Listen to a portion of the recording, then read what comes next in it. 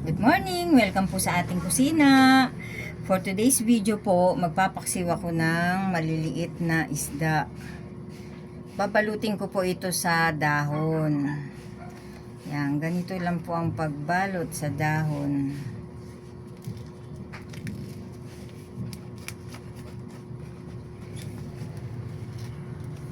Tapos, isasalang po natin yan dito sa kawali.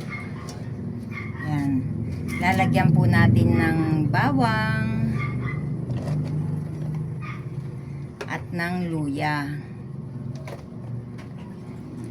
Lalagyan na rin po natin yan ng asin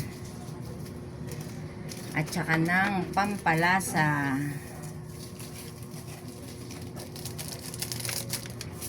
Yan, lalagyan na rin po natin ng suka.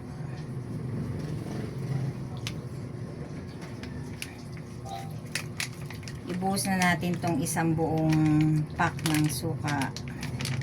Yan, para malasa. Tapos, tatakpan po natin yan. Buksan natin ang kalan.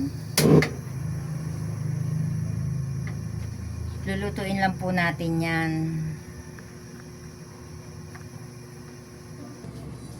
Ngayon po, ilagay naman natin ang siling berde.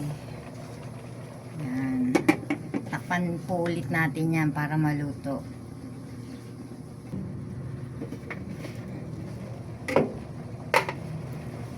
Yan. Luto na po ang ating paksiw.